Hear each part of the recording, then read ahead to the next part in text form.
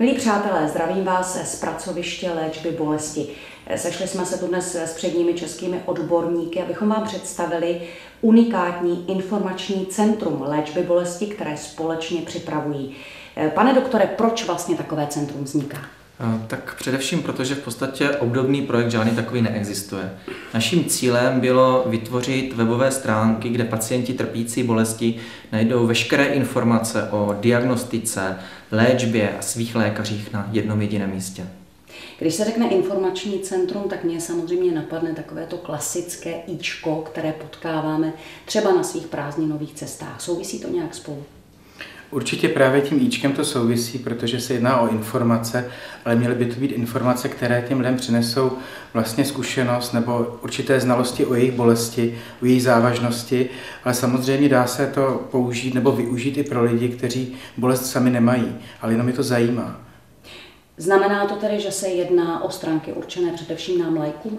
Určitě, především laikům, aby se orientovali v těchto obtížích a v této diagnostice. A samozřejmě se na to můžou podívat i vlastně ostatní lidé, to znamená i odborníci, kteří nejsou třeba z tohoto oboru. A znamená to, pane doktore, že když tedy já mám nějaký problém, mám nějakou bolest, cítím nějakou bolest, stačí, když se podívám na tyto stránky a vím, co mám dělat? Ano, my bychom chtěli, aby návštěvník webu pacient získal některé praktické dovednosti, to znamená, aby uměl svoji bolest hodnotit a my říkáme měřit. A zároveň bychom chtěli, aby rozpoznal, kterou bolest, který typ si může sám zaléčit a k tomu mu pomůží naše informace, které léky, nebo s kterou bolestí je nutno navštívit lékaře, protože diagnostika a léčba je složitější v tomto případě.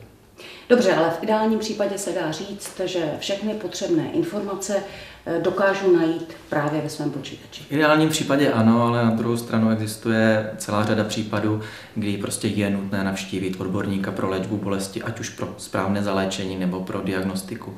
Ale i v těchto případech na našich webových stránkách pacient najde informace o tom, jak se může k tomu odborníkovi dostat a zejména, kde ho ve svém okolí hledat. A ještě jedna důležitá otázka, jsou už stránky plně funkční a tedy hotové? Tak po stránce základní určitě, myslím, že jsou plně vypovídající, ty základní informace, jak jsme o nich mluvili, tam určitě jsou, ale ta jejich hotovost samozřejmě není úplná, protože to, co se vyvíjí, je progresivní a tímto směrem bychom se chtěli dát. Panové, já vám děkuji. No a vám, milí přátelé, přeji, aby pokud takové stránky budete potřebovat, tak abyste na nich vždycky našli to, co hledáte.